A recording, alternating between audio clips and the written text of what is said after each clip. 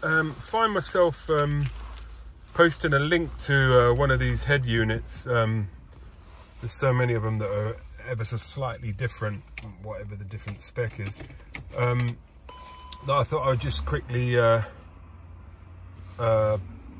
post my fitting of this. This is an Erisin one. It's got Apple CarPlay and it's quite important to me because I'm always using Apple stuff.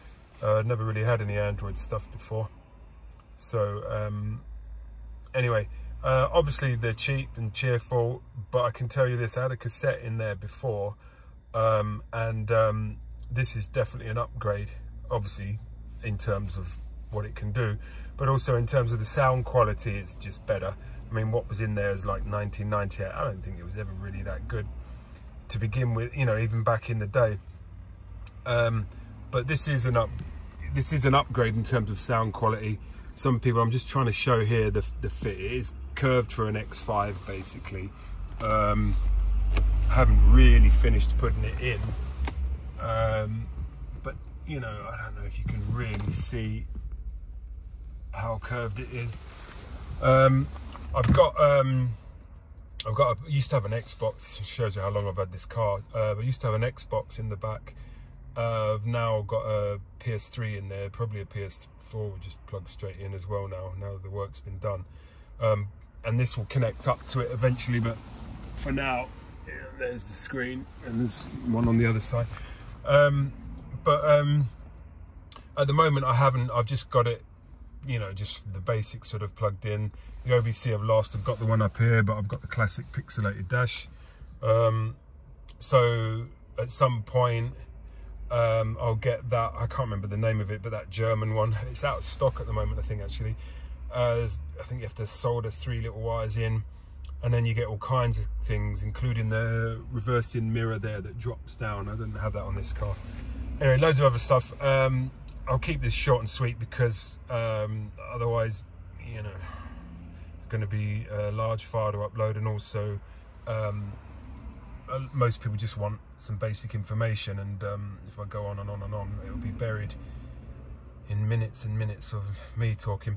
But anyway, it's had a few little, it's been in there probably nearly a year now, but it's had a few little moments here and there, but nothing really much and nothing for a while. It's all right. It's actually all right. It's about 170 quid or something like that. And as far as I'm concerned, if you're not really sure what you want to do or what you want to have or whatever, for 170 quid, you might as well just give it a go.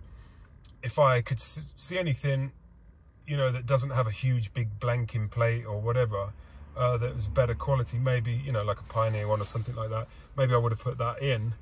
But I don't know, I'm quite happy with it for the money, and I'd be quite interested in getting it, you know, fully put in with the reverse cameras and the stuff this German iBus thing can do, in terms of getting the left fog light to come on when you turn left, and all kinds of stuff that it can do, as well as obviously oil temperature and range and all the other stuff.